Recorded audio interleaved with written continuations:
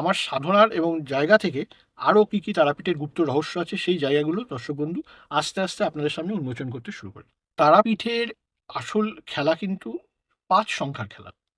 শ্মশানে অধিষ্ঠানকারী সাধারণত শ্মশান ভৈরবের পর শ্মশান ভৈরবের যে সহচররা আছেন অর্থাৎ ব্রহ্মদৈত্য এবং বেতাল, প্রতিটি শ্মশানে স্বাভাবিকভাবে একজন ব্রহ্মদৈত্য থাকে এবং একজন বেতাল থাকেন এবং এরা প্রচণ্ড শক্তিশালী। আপনি দর্শক বন্ধু কল্পনা করতে পারবেন না এদের কী শক্তি। তারাপীঠ মহাশ্মশানের ক্ষেত্রে অত্যাশ্চর্য এটাই, মানে এত বড় তাৎপর্যপূর্ণ স্থান যে তাকে রক্ষা করার জন্য শিয়াবকতলার যে পাওয়ার, মানে আপনি আজও আমি দেখেছি শিয়াভোগতলা, আমি ব্যক্তিগতভাবে আপনাদের বলছি দর্শক বন্ধু, আমার পর্যন্ত শিয়াভোগতলায় গিয়ে বসে জপ করতে বা ধ্যান করতে যথেষ্ট ভয় লাগে। এবং মা ওখানে আসেন, পর্যটকরা আসেন মাকে পুজো দিতে। তারাপীঠে ঘুরুন, তারাপীঠ তো বিরাট জায়গা, তারাপীঠে ঘুরুন, কিন্তু সাধারণ সংসারী মানুষদের মহাশ্মশানের মধ্যে কোনো কারণ ছাড়া না যাওয়াটাই শ্রেয়। পুজো দিতাম এবং তারপর রাত্রিবেলা রোজ নিয়ম করে আমি ওখানে প্রদীপও জ্বালাতাম। তো এই করতে করতে একটা অদ্ভুত ঘটনা ঘটলো। তো হঠাৎ করে দেখলাম ওই বয়স্ক যে ভৈরবটি, তো দর্শক বন্ধু আপনি না বললে বিশ্বাস করতে পারবেন না, আমি দেখলাম ও আস্তে আস্তে এলো। তো এই ঘটনার ৩ দিন ৪ দিন হয়েছে। হঠাৎ করে একদিন দেখি শ্মশানের মধ্যে এই ছেলেটি হাউ হাউ করে কাঁদতে কাঁদতে এসছে। মানে অনেকে পরে বুঝতে পারেন, তুমি তো সেই মুহূর্তে বুঝতে আমি পারছো। তো সামনে তাকে পরিষ্কার বলছে আমার নাম তারা, এবং আমি পরিষ্কার বুঝতে পারছি কে দাঁড়িয়ে রয়েছে আমার সামনে। তারাপীঠের মহারহস্য, গুরু বামদেবের সান্নিধ্যধন্য তারাপীঠ মহাশ্মশানের যে মহারহস্য, তা কিন্তু অনেকটাই আমাদের কাছে অজানা। সাধক অলৌকিক রহস্য ইউটিউব চ্যানেলে আপনারা এর আগেও তারাপীঠ নিয়ে বেশ কিছু এপিসোড কিন্তু শুনেছেন, এবং সাম্প্রতিক সময় বিশিষ্ট তরুণ অধ্যাপক মাননীয় শ্রী দীপ্তেশ চক্রবর্তীর সান্নিধ্যে আমরা প্রত্যেকেই এসেছি এবং তার কাছ থেকে জেনেছি তার তারাপীঠ সাধনার অনন্য সব অভিজ্ঞতা। বিগত 514, 515 এবং 516 নম্বর এপিসোডে দীপ্তেশবাবু তার অভিজ্ঞতার ঝুলি নিয়ে আমাদের কাছে এসেছিলেন, কিন্তু ওইটুকুতেই আমরা থেমে থাকিনি। সাধক অলৌকিক রহস্য ইউটিউব চ্যানেলের পক্ষ থেকে মা চেষ্টা করেছেন আরও বিশেষ কিছু অভিজ্ঞতা, আরও বিশেষ কিছু তত্ত্ব এবং রহস্য আপনাদের সামনে যদি আনা যায়। আমি তাকে অনুরোধ করেছিলাম, মাননীয় অধ্যাপক দীপেশ চক্রবর্তী রাজি হয়েছেন এই সম্পর্কে আরও বেশ কিছু তথ্য আমাদের সামনে আনার জন্য। কি কি বিষয় তার মধ্যে রয়েছে অনেক কিছুই। আমি সরাসরি চলে যাব অধ্যাপক দীপ্তেশ বাবুর কাছে। তোমাকে আমি স্বাগত জানাই। তুমি এর আগেও সাধক অলৌকিক রহস্য ইউটিউব চ্যানেলে আমাদের কাছে এসছো এবং তোমার অসাধারণ অভিজ্ঞতাগুলো মন্ত্রমুগ্ধের মতো দর্শকরা শুনেছেন, তারা গ্রহণ করেছেন, তারা উপলব্ধি করেছেন এবং মুগ্ধ হয়েছেন। তারাপীঠ রহস্য একটি চিরকালীন আকর্ষণের বস্তু। যারা আধ্যাত্মিক পিপাসু শক্তি সাধক যারা রয়েছেন ভারতীয় আধ্যাত্মিক জগতে, এই তারাপীঠ রহস্যের কি কি পর্যায় রয়েছে, কি কি ভাগ রয়েছে, কি কি অজানা বিষয় রয়েছে, আমি আলাদা করে আর তোমার কাছে জানতে চাইছি না। তুমি পরপর সেগুলো যদি আমাদের সামনে তুলে ধরো। নমস্কার দর্শক বন্ধুগণ, তো আজকে এই অধ্যায় এখান থেকেই শুরু করা যাক। তো প্রথমেই আমি যেটা জানাই যে আজকে আপনারা যে জায়গাটা তারাপীঠ হিসেবে দেখছেন তার আদি নাম ছিল অ্যাকচুয়ালি চণ্ডীপুর। তো চণ্ডীপুর নামটা থেকে আপনারা বুঝতে পারছেন যে সেটি মা চণ্ডী নামের সাথে সম্পৃক্ত। এবং তারও আগে আমি যেটুকু আমার সাধনার মাধ্যম দিয়ে উপলব্ধি করেছি এবং ওখানকার নানান কিছু টুকটাক বইপত্র পড়েও যা বুঝতে পেরেছিলাম এবং সাধনার মাধ্যমে তো অবশ্যই উপলব্ধি করেছিলাম, তারাপীঠের সব থেকে আদি শক্তি ছিল কিন্তু মা মনসা শক্তি। তারাপীঠ, তার আগে চণ্ডীপুর, চণ্ডীপুরও যখন হয়নি, তার সব থেকে আদি এবং বহু আদি শক্তি যে মাতৃশক্তি সেখানে বিরাজমান ছিল সেটা কিন্তু মা মনসা শক্তি। তার পরবর্তী সময় নাম হয় চণ্ডীপুর, এবং চণ্ডীপুর নামটা থেকেই আপনারা বুঝতে পারেন। দেখুন দর্শক বন্ধু, একটা কথা বলি, আমাদের চোখের সামনেই না অনেক প্রশ্নের উত্তর আছে, কিন্তু আমরা ঠিক উত্তরগুলো অনুধাবন করতে পারি না বলে ঠিকভাবে বুঝে উঠতে পারি না। যেমন চণ্ডীপুর নামটার মধ্য দিয়েই মা বলে দিয়েছিলেন যে এখানে কিন্তু মা চণ্ডী রূপেই অবস্থান করছিলেন, মা চণ্ডী রূপেই আছেন। তার পরবর্তী পর্যায়, অর্থাৎ মা চণ্ডী মানে হচ্ছে মা চণ্ডী এবং চামুণ্ডা, মা চণ্ডী চামুণ্ডা এর মানে হচ্ছে যে মা চণ্ডীরূপেই ওখানে প্রাথমিক পর্যায় থেকেই অবস্থান তো ছিলেন। এবং মা চণ্ডীর যে রূপ অ্যাকচুয়ালি, এই চণ্ডীর প্রথম মা চণ্ডীর সাধনা করেছিলেন হচ্ছে ভগবান শ্রী রামচন্দ্র। তো তারার উৎপত্তি অ্যাকচুয়ালি বা সঠিকভাবে অ্যাকচুয়ালি প্রথম ছিল, মা তারা ছিলেন অ্যাকচুয়ালি রাক্ষসদের কুলদেবী। এই রাক্ষস কুল কারা? এই রাক্ষস কুল অবশ্যই রাবণ, যে লঙ্কা, সেই রাক্ষসদের কুলদেবী ছিলেন হচ্ছেন মা তারা। এবং এই রাক্ষসদের কুলদেবী হিসাবে রাবণদের কাছেই ছিলেন মা তারা। এবং রাবণের সেই কারণের জন্যই বিরাট বড় অহংকার ছিল, যে কেননা তারা যার সঙ্গে থাকেন বা তারা যদি কারোর সঙ্গে অবস্থান করেন, তাকে পরাজিত করা কিন্তু মানে এক প্রকার, মানে সে যদি নিজে সৎ পথে থাকে বা সে যদি নিজে সততা ধর্মের সাথে নিজেকে লালন করে, তাহলে তাকে পরাস্ত করা কিন্তু এক প্রকার মানে অসম্ভব। আপনি কোনোভাবেই তাকে পরাস্ত করতে পারবেন না, কোনোভাবেই পরাস্ত করতে পারবেন না। তো রাবণের সেই কারণে এটা একটা বিরাট অহংকার ছিল, যে আমার সাথে তো মা তারা রয়েছে, তো স্বাভাবিকভাবে আমি যা পারি করে দিতে পারি। তো যখন তিনি সীতার হরণ করেছিলেন, তখনই মা তারা তাকে কিন্তু সাবধান করেছিল, যে বাবা তুই কিন্তু এটা করিস না, আমি কিন্তু তাহলে তোর সঙ্গে আর এই কুলে আমি কিন্তু আর বেশি থাকবো না। তো যাই হোক, তার পরবর্তী সময় রাবণ বহু বুঝিয়ে করেছিল, যে মাকে বলেছিলেন, মা তারাকে, যে না, তুই এই বিষয়টার মধ্যে এরমভাবে মানিস না, আমি সরিয়ে পথেই চলবো। তো সেই কারণে যখন রাম রাবণের যুদ্ধ হচ্ছে, তো সেই সময় রাবণের অনুরোধে মা ছিলেন একটাই শর্তে।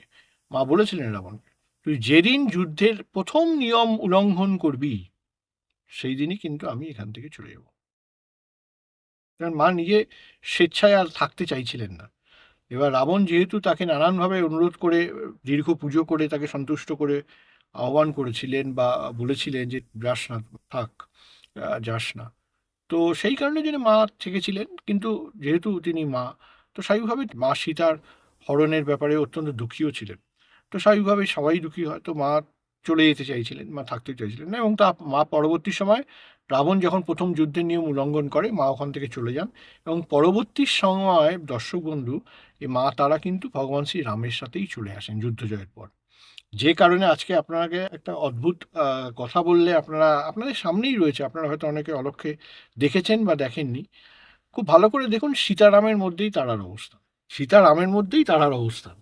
তো এটা থেকেই আপনি বুঝতে পারেন যে অ্যাকচুয়ালি তারা পরবর্তীকালে ভগবান শ্রী রামচন্দ্রের সঙ্গে চলে আসেন। যে কারণে তারাপীঠের সঙ্গে, তারাপীঠের পুরুষোত্তম পাঠটা হচ্ছে ভগবান শ্রীরাম। এবং চণ্ডীপুর নামটা থেকে এটা উপলব্ধি, এবং আমার একটা দৃঢ় বিশ্বাস, আমার যেটা অনুভূতি এবং যা মনে হয়েছে, কোনো না কোনো সময় ভগবান শ্রীরাম কিন্তু ওখানে এসেই মা চণ্ডীর পুজোটা করেছিলেন। এইটা অত্যন্ত বিতর্কিত হলেও, কেননা মা চণ্ডীর পুজো ভগবান শ্রী রামচন্দ্রই প্রথম করেছিলেন। মানে দেখা যাচ্ছে যে ভগবান শ্রী রামের সঙ্গেই তারা যুক্ত, আবার ওখানটার নামই ছিল, আদি নাম ছিল চণ্ডীপুর। তো এই দুটো ঘটনা কিন্তু অনেক প্রশ্নের জন্ম দেয়। তো যাই হোক, তো তার পরবর্তীকালে তারাপীঠের নাম কিভাবে এলো সেটা আপনারা অনেকেই জানেন, তাও আমি ছোট্ট করে একটু ছুঁয়ে চলে যাই। যে মা তারার প্রচণ্ড ইচ্ছা ছিল যে আমার একটা নির্দিষ্ট স্থান হোক, যে স্থানে আমার মানে বড় বড় সাধকেরা এসে শুধুমাত্র সাধনা করবে। তো সেই অনুরোধ নিয়ে তিনি, মা তারার যিনি স্বামী ছিলেন, অ্যাকচুয়ালি মা তারার স্বামীর রূপ হচ্ছে চন্দ্রচূড়, মহাদেবের যে চন্দ্রচূড় রূপ সেটাই হচ্ছে অ্যাকচুয়ালি মার স্বামী। তো তার কাছে আবেদন রেখেছিলেন। তখন মহাদেব প্রজাপতি ব্রহ্মাকে অনুরোধ করেন যে তুমি একটি নির্দিষ্ট জায়গা দেখো, যে জায়গার মধ্যে, তখন এই শর্তগুলো আসে, যে জায়গার মধ্যে ঘন জঙ্গল থাকবে, যে জায়গার মধ্যে শ্মশান থাকবে, এবং যে জায়গায় জঙ্গলের পাশে নদী থাকবে। এবং নদীর একটাই শর্ত, যে নদী দক্ষিণ থেকে উত্তরমুখী হবে। আচ্ছা। সাধারণত সকল নদী উত্তর থেকে দক্ষিণমুখী হয়, কিন্তু এই একমাত্র নদী হবে যেখানে নদী দক্ষিণ থেকে উত্তরমুখী হবে। তো তখন প্রজাপতি ব্রহ্মা খুঁজতে খুঁজতে এই জায়গাটিকেই চয়ন করেছিলেন, যার আদি নাম ছিল চণ্ডীপুর, বীরভূমে। তো স্বাভাবিকভাবেই তার পরবর্তী সময় যখন সেটা প্রজাপতি ব্রহ্মার নির্দেশে গুরু বশিষ্ঠ সেখানে প্রথম তারা সাধনা করতে আসেন, তারপর তা আপনারা জানেন দীর্ঘ তার তারা সাধনার ইতিহাস। সেই সাধনা করতে করতে তিনি সেইখান থেকে কামাখ্যায় যান, সেখানে গিয়েও মা তারার দর্শন পান না। আবার কামাখ্যা থেকে মাকে অভিশপ্ত করতে যান, তখন আকাশ থেকে ধ্বনি নির্গত হয় যে যে বাবা তুই তুই আমার দেখা পাচ্ছিস না, বা তার কারণ হচ্ছে তুই সঠিক পন্থায় আমাকে ডাকছিস না বা সাধনা করছিস না, তুই সঠিক পন্থাটা শিখে আয়। এবং মার নির্দেশে তিনি তখন সঠিক পন্থা শিখতে যান হচ্ছে চীনা পর্বত। চীনা পর্বতের মধ্যে, বুদ্ধ গুহার মধ্যে, সেইখানে যিনি 23তম গৌতম বুদ্ধের রূপ, এটাকে বলা হয় 23তম গৌতম বুদ্ধের রূপ, যার নাম ছিল সন্ন্যাসী জনার্দন। সেই জনার্দন তখন পঞ্চম আকার রূপায় মা তারা সাধনা করছিলেন, এবং সেটা গুরু বশিষ্ঠ গিয়ে শিখে আসেন। তারপর তিনি তারাপীঠে এসে পুনরায় সেই পন্থা মেনে মাকে সাধনা করেন, এবং মাকে আপনার প্রতিষ্ঠা করে, ওখানে ব্রহ্মশিলা প্রতিষ্ঠা করে, চীন থেকে নিয়ে এসেছিলেন, ব্রহ্মশিলা প্রতিষ্ঠা করে ওখানে রেখে যান। তার বহু পরবর্তী সময় এই জয়দেব দত্ত বণিক, যিনি ওখানে ডিঙা নিয়ে সওদাগররা যে বাণিজ্য করতে বেরিয়েছিলেন, সেই বাণিজ্য করার সময় তিনি ওখানে আসেন, এবং অদ্ভুতভাবে তার ছেলেটি, তার নিজের সন্তানের সর্প আঘাতে মৃত্যু হয়। তো আপনারা তার সেই ইতিহাস জানেন খুব ভালোভাবে। যে সর্পাঘাতে মৃত্যুর পর যখন কলার ভেলায় জ্বালিয়ে ওই বণিক মশাই যখন অত্যন্তভাবে ভেঙে পড়েছেন, তখন ওই কলার ভেলাতে তার সন্তানের দেহটা ছুঁয়ে রাখা হয়েছে, এবং তার যত পেয়াদা বা ডিঙার ইয়েরা নেমে একটু খাওয়া দাওয়ার বন্দোবস্ত করার জন্য তারা মৎস্যাকারে কাটা মাছ নিয়ে ঝুড়িতে করে গিয়ে ওই পুকুরের মধ্যে, জীবিত কুণ্ড পুকুরের মধ্যে ওই ঝুড়িটাকে নামিয়েছে। তখনই তারা অদ্ভুতভাবে দেখছে সেই যে কাটা মাছ, সেই মাছ জ্যান্ত হয়ে পুরো হয়ে লাফিয়ে বেরিয়ে গেছে, এবং সেই দৃশ্য দেখে তারা মানে অত্যাশ্চর্যে মানে অবাক, এবং তারাই তখন এসে বলে, বণিক জয়দেব দত্তকে বলে যে আপনারা এই রাইমার এই ব্যাপার, তো আপনি আমাদের দৃঢ় বিশ্বাস যে এই আপনার সন্তানকে যদি ওই কুণ্ডের জলে শায়িত করে রাখা হয়, ও অবশ্যই জীবিত হয়ে উঠবে, এখানে কোনো অলৌকিক শক্তির অবস্থান রয়েছে। রাজামশাই তাদের কথা শুনে তার শেষ ইচ্ছা যখন, ঠিক আছে তাহলে তোরা সেটা নিয়ে যা।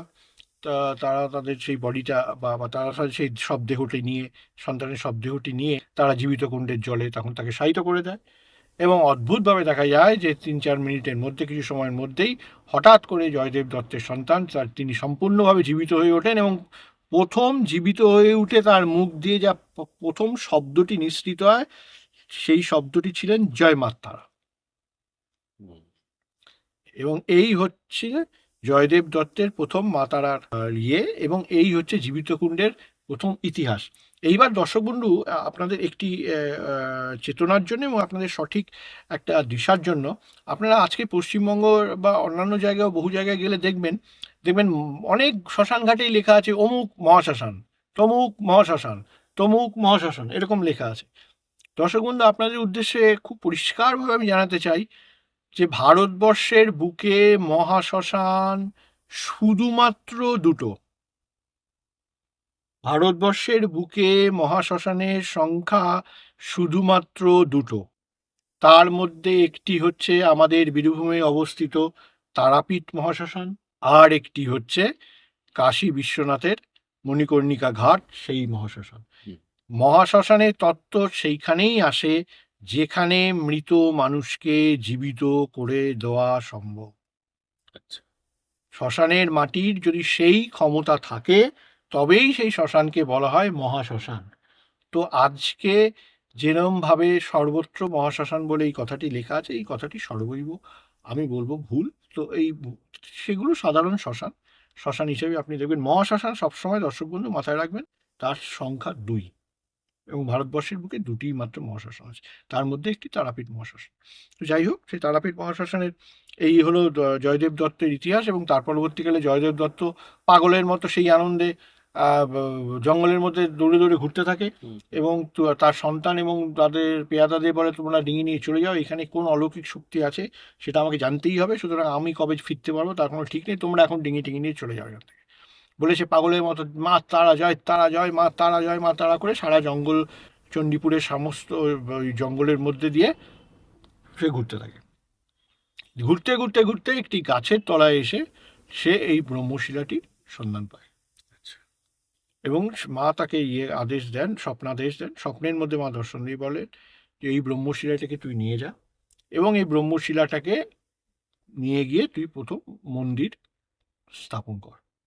এবং এই জয়দেব দত্ত বণিকের হাত ধরেই তারাপীঠে প্রথম মায়ের মন্দির স্থাপন এবং ব্রহ্মশিলা প্রতিষ্ঠা। তার পরবর্তীকালে মন্দির মন্দিরের বেশ অনেকবার স্থান পরিবর্তন হয়েছে এবং মন্দিরের এখন যেখানে আপনারা বর্তমান মন্দির দেখেন বা জয়দেব দত্তের স্থাপনা করা মন্দির কিন্তু সেখানে ছিল না। জয়দেব দত্তের স্থাপনা করা মন্দির আরও কিছুটা আগে ছিল। তো এই হলো জয়দেব দত্তের ইতিহাস। এবং জয়দেব দত্ত ব্রহ্মশিলা প্রতিষ্ঠা করে মন্দিরে নির্ঘণ্ট করে ইয়ে করে নির্দিষ্ট সময় সুন্দরভাবে মন্দিরের মার আদেশ অনুযায়ী মন্দির উপস্থাপনা করেন এবং তার পরবর্তীকালে জয়দেব দত্ত সেখান থেকে চলে যান। এবং আপনারা জানেন তার পরবর্তী সময় বিশিষ্ট শিবরাত্রির দিনে গুরু বামদেবের জন্ম ঘটে এবং মায়ের একান্ত ছেলে এবং গুরু বশিষ্ঠেরই পরবর্তী জন্ম, যেখানে তিনি এইবার তার প্রথম জীবনে গুরু বশিষ্ঠের কাজই ছিল হচ্ছে মা তারাকে নিয়ে এসে ব্রহ্মশিলাকে ওখানে প্রতিষ্ঠা করা, আর তার পরের জন্মে সেই সঞ্চারেরই কাজ হচ্ছে গুরু বামদেব রূপে, যে সেখানে মা তারার প্রচার, মানে তারাপীঠ এবং মা তারার যে প্রচার মানুষের মধ্যে সেটাকে ছড়িয়ে দেওয়া, সেই কাজটি করার জন্যই গুরু বামদেবের জন্ম হয়েছিল। দিয়ে তারপর গুরু বামদেবের তো বেশ কিছু ইতিহাস আপনারা জানেন, তো সেইগুলোতে আমি আবার আসছি দর্শক বন্ধু ঘুরে। তার আগে এইবার আমি আমার সাধনার এবং জায়গা থেকে আরও কী কী তারাপীঠের গুপ্ত রহস্য আছে সেই জায়গাগুলো দর্শক বন্ধু আস্তে আস্তে আপনাদের সামনে উন্মোচন করতে শুরু করি। তারাপীঠের আসল খেলা কিন্তু ৫ সংখ্যার খেলা। তারাপীঠে রয়েছে, এখন আপনারা গেলে দেখতে পাবেন এখন তো ইলেকট্রিক চুল্লি ব্যবস্থা শুরু হয়েছে, বৈদ্যুতিক চুল্লি ব্যবস্থা শুরু হয়েছে, কিন্তু আগে ছিল চিতা এবং সেই চিতার সংখ্যা ৫। ভালো করে লক্ষ্য করে দেখুন দর্শক বন্ধু, সেই চিতার সংখ্যা ৫। দ্বিতীয়ত হচ্ছে তারাপীঠে কোন আসনে গুরু বামদেব বসে বা বশিষ্ঠ সাধনা করতেন, সেই আসনটি পঞ্চমুণ্ডির আসন। তো এইরকম তারাপীঠে সমস্ত কিছুই কিন্তু সংখ্যা হচ্ছে ৫, এটা ৫ সংখ্যার খেলা। এই ৫ সংখ্যাটার তাৎপর্যটা কোথায় আমি আরো বিস্তারিত পরে আসবো। এই ৫ সংখ্যার তাৎপর্য কোথায়? এই ৫ সংখ্যা হলো পার্বতীর সংখ্যা। এই ৫ সংখ্যা হলো পার্বতীর সংখ্যা, যেহেতু মা তারা সেই অ্যাকচুয়ালি মা আদ্যাশক্তি, সেই পার্বতী সেই অ্যাকচুয়ালি মানে খুব সুন্দর ইংরেজি ভাষা বলতে গেলে সুপ্রিম ডিভাইন ফেমিনিন গডেস। এই ৫ সংখ্যাটা হচ্ছে সেই কারণে আপনার এই পার্বতীর সংখ্যা। তো সেই তারাপীঠের ম্যাক্সিমাম আপনার পুরো ইয়েটাই চলে হচ্ছে এই আচ্ছা, দ্বিতীয়ত বললাম আপনার পঞ্চমুণ্ডির আসন। তৃতীয়ত তারার অ্যাকচুয়াল যে সাধনা বা তারার যে অরিজিনাল সাধনা, যার সাধনা করলে আপনার সম্পূর্ণভাবে মা প্রাপ্তি হতে পারে বা তারা প্রাপ্তি হতে পারে, সেটা পঞ্চমুখের সাধনা। ৫টি ম ম ম ম ম ম মৎস্য, মুদ্রা, মাংস, মদ্য, মদ্য মানে কারণ, আর মৈথুন। তো এই ৫ ময়ের সেখানেও পঞ্চমাকার মানে ৫। তো এই তারাপীঠের এই সকল তত্ত্ব আপনার এই ৫-এর উপর নির্ভর, কারণ ৫ সংখ্যাটি হচ্ছে পার্বতীর সংখ্যা। এই বিষয়টি হলো, তো এই তত্ত্ব আমি জানতে পারলাম নিজের সাধারণ অনুভূতি থেকে, এই তত্ত্ব আমি জানতে পারলাম। তারপরে তত্ত্ব আরও এবার আস্তে আস্তে আরও অনেক গুপ্ত তত্ত্বে আসি। আমি আমার আগের যে এপিসোডগুলো এসছিল, আপনারা দর্শক বন্ধু যদি মনে থাকে, আমি যখন গৌরীমার কাছে ছিলাম, তো সেই সময় শেষের দিকে যখন গৌরীমার ওখান থেকে আমি বেরিয়ে যাই মানে শ্মশান ছেড়ে, তার আগে এক বিশেষ ভদ্রলোকের কথা আমি উল্লেখ করেছি, যিনি এসে আমাকে বলেছিলেন যে তুমি এখানে কি করছো, তুমি রাজার ছেলে ইত্যাদি প্রভৃতি, এবং রাধারানীর কথা উনি উল্লেখ করেছিলেন। সেই ভদ্রলোক এবার আমাকে অনেক কিছু গুপ্ত জিনিস তারাপীঠে আমাকে দেখাতে শুরু করলো। হয়তো মাই দেখাতে চেয়েছিলেন আমাকে, ওনার মাধ্যম দিয়ে সেটা দেখাচ্ছিলেন। তো আমাকে বললেন সে ভদ্রলোক যে দেখো, তোমাকে এবার এগুলো জানতে হবে যে কী করে শ্মশানকে জাগাতে হয়, এটা তুমি শেখো। আমি বললাম হ্যাঁ, তাহলে এখন বলুন যে কীভাবে আমাকে শ্মশানকে জাগাতে হবে। পরে দেখো, শ্মশানকে মেন রক্ষা করে হচ্ছে যে ভৈরব, তার নাম হচ্ছে শ্মশান ভৈরব। শ্মশানের প্রথম এবং হেড, শ্মশানের যে হেড, তার নাম কিন্তু শ্মশান ভৈরব। সেই শ্মশান ভৈরবের একটি ছোট্ট মূর্তি ওই তারাপীঠের শ্মশানেই রয়েছে। তো প্রথম তোমাকে তাকে গিয়ে পুজো করতে হবে। প্রথম পুজো তার হলো, শ্মশান ভৈরব জাগ্রত হলো। এইবার তুমি আসো, শ্মশানে অধিষ্ঠানকারী সাধারণত শ্মশান ভৈরবের পর শ্মশান ভৈরবের যে সহচররা আছেন, অর্থাৎ ব্রহ্মদৈত্য এবং বেতাল, প্রতিটি শ্মশানে স্বাভাবিকভাবে একজন ব্রহ্মদৈত্য থাকে এবং একজন বেতাল থাকেন, এবং এরা প্রচণ্ড শক্তিশালী। আপনি দর্শক বন্ধু কল্পনা করতে পারবেন না এদের কী শক্তি। একজন ব্রহ্মদৈত্য থাকেন, একজন বেতাল থাকেন। তারাপীঠ মহাশ্মশানের ক্ষেত্রে অত্যাশ্চর্য এটাই, মানে এত বড় তাৎপর্যপূর্ণ স্থান যে তাকে রক্ষা করার জন্য ব্রহ্মদৈত্যের সংখ্যাও একজন, কিন্তু বেতালের সংখ্যা 2জন। তারাপীঠ মহাশ্মশানে একমাত্র মহাশ্মশান যেখানে 2জন বেতাল আছে। এবং তারা শ্মশানকে রক্ষা করেন, মায়ের স্থানকে তারা রক্ষা করেন। আমাকে বললেন যে তো তোমাকে এই জিনিসটা জানতে হবে, তো এই কোথায় এরা অবস্থান করেন, এই ব্রহ্মচর্য এবং এই দুজন বেতাল এরা কোথায় কোথায় অবস্থান করেন। বলে আমাকে নিয়ে হেঁটে চলে গেলেন। তো বামদেব বাবার সমাধি মন্দিরের ঠিক পেছন দিকটায় হাঁটলে পর একটা বিরাট বড় যেটাকে বলা হয় বট গাছ বা অশ্বত্থ গাছ আপনারা দেখতে পাবেন, বাদিকেই রয়েছে, যেখানে পাশে বসে যজ্ঞটজ্ঞ হয়, সেই একটি বিরাট বড় অশ্বত্থ বা বট গাছ রয়েছে। আমাকে নিয়ে গিয়ে দেখেন যে ওই অশ্বত্থ বা বট গাছে একটি বেতাল অবস্থান করে। তো সুতরাং তোমাকে এসে এই অশ্বত্থ এবং বট গাছকেও পুজো করতে হবে, তাহলে সেই বেতাল তোমার পুজো পাবে এবং খুশি হবে এবং তোমার সর্বকার্যে সে সহায়তা করবে। আবার ঠিক তারাপীঠ মহাশ্মশানে আপনারা ঠিক মার মন্দিরের সামনে থেকে বেরিয়ে গিয়ে যে মাঝখানে ঢোকার রাস্তাটা, সেই রাস্তাটা দিয়ে যদি মা তারাপীঠ মহাশ্মশানে প্রবেশ করেন, ঢোকার সাথে সাথে দেখবেন ডান দিক বরাবর তাকাবেন, যেখানে দেখবেন ওই ডালা নিয়ে নানান দোকান টোকানগুলো থাকে, ওই বৌদিরা বা তারা এই আলতা বিক্রি করছে, ওদের ডান দিকটা পেছনটাই থাকবেন, সেইখানে দেখবেন আবার আরেকটা বিরাট বড় বড় বট গাছ আছে। ওই বট গাছটাই কিন্তু আরেকজন বেতালের অবস্থান। তো সুতরাং তোমাকে এই দুটো বট গাছকে পুজো করতে হবে। তো তুমি দুজন বেতালকেও পুজো করলে। এইবার চলে এসো ব্রহ্মদৈত্যের অবস্থানটা কোথায়। ব্রহ্মদৈত্যের অবস্থানটা হচ্ছে অ্যাকচুয়ালি তারাপীঠের শিয়াভোগতলায়। শিয়াভোগতলা বলে যে স্থানটি আছে, অতি পবিত্র স্থান তারাপীঠের, যেখানে গুরু বামদেব বসে শিয়াল এবং কুকুরকে ভোগ নিবেদন করতেন এবং নিজে খেতেন। এবং আজও অতীত আছে বহু ভোগ, তারাপীঠের ভোগ তৈরি হলে পর প্রথমে সবার সর্বাগ্রে বামদেবের পরে শিয়াভোগ তলায় এসে মানুষ ভোগ নিবেদন করে আগে। তো ওই শিয়াভোগতলার কিন্তু একজন ব্রহ্মদৈত্যের অবস্থান, এবং শিয়াভোগতলার যে আমি বলবো দর্শক বন্ধু, শিয়াভোগতলার যে পাওয়ার, মানে আপনি আজও আমি দেখেছি শিয়াভোগতলা, আমি ব্যক্তিগতভাবে আপনাদের বলছি দর্শক বন্ধু, আমার পর্যন্ত শিয়াভোগতলায় গিয়ে বসে জপ করতে বা ধ্যান করতে যথেষ্ট ভয় লাগে, যথেষ্ট ভয় লাগে। ভয় লাগে মানে অন্যভাবে নেবেন না দর্শক বন্ধু, যে ভয় মানে হচ্ছে আমি কাউকে ভয় পাই তা না, সেটা নয়, বা আমি এই ধরনের শক্তির ভয় পাই তাও নয়, কিন্তু এনার্জি লেভেল এত হাই, এনার্জি লেভেল ওখানের এত হাই যে যখন তখন যে কোনো ধরনের ঘটনা ঘটে যাবে, যখন তখন, এবং সেই এনার্জিকে নিয়ন্ত্রণ করার মতো ক্ষমতা মানে খুব কম মানুষের আছে, যখন তখন যে কোনো ঘটনা ঘটে যাবে। আমি ঠিক এই শিয়াভোগতলার কথা বলতে গিয়ে যেখানে এবং শিয়াভোগতলার ওপরে যে বিরাট বড় গাছটি দেখতে পাবেন, ওই গাছের মাথায় অবস্থান করেন বিরাট বড় ব্রহ্মদৈত্য। ওই জন্য সচরাচর খুব মানুষের পক্ষে রাত্রেবেলা 12টা-1টার ওই সময় শিয়াভোগতলায় বসা মানে সাংঘাতিক ব্যাপার, সাংঘাতিক ব্যাপার। যখন তখন এবার বলবে দর্শক বন্ধু আপনার প্রশ্ন, যখন তখন কি ঘটে যেতে পারে? যখন তখন দেখবেন দুটো মাতাল চলে এলো মদ্যপ অবস্থায়, মারামারি করতে করতে এসে আপনার ঘরের মধ্যে এসে পড়লো, কিছু আপনি কিন্তু কোথাও ওঠেননি বা কিছুই করেনি, এবং ওই শিয়াভোগতলায় মারামারি করতে করতে সে একবারে রক্তারক্তি ব্যাপার, এরকম ঘটনা আমি দেখেছি, একদম পুরো শিয়াভোগতলায় এসে পড়লো তারা। তার কারণ হচ্ছে ওখানে এনার্জি লেভেল এত হাই, সেই এনার্জিকে নিয়ন্ত্রণ করার মতো শক্তি খুব কম আছে, এবং মা ওখানে আসেন। মা ওখানে একটি বিশেষ শক্তি রূপে অবস্থান করেন, মা এখানে আসেন। আমি পরে আসবো দর্শক বন্ধু। মা অ্যাকচুয়ালি গুরু বামদেব ওখানে মা তারাকে 8 রূপে প্রতিষ্ঠা করে গেছিলেন, যে কারণে বলা হয় অষ্টতারা। তারার অ্যাকচুয়ালি অনেক রূপ আছে, কিন্তু গুরু বামদেব সাধনা করে ওখানে মাকে 8 রূপে প্রতিষ্ঠা করে গেছিলেন। সেই 8টা রূপেই কিন্তু এই মহাশ্মশানের মধ্যে রয়েছে এবং তারাপীঠে আছে। তো তার একটি বিশেষ রূপের অবস্থান হচ্ছে শিয়াভোগতলায়, এবং শিয়াভোগতলায় মা ওই সন্ধ্যাবেলার দিকে 6টা সাড়ে 6টার দিকে আসেন, এবং ওখান থেকে মায়ের শক্তিটা সোজা গিয়ে দ্বারকা নদী পার হয়ে ঠিক দ্বারকা নদীর উল্টো দিকে আরেকটি ছোট্ট মন্দির আছে, তার নিচে একটা পঞ্চমুণ্ডির আসন আছে, অনেক নিচে মানে আন্ডারগ্রাউন্ডে।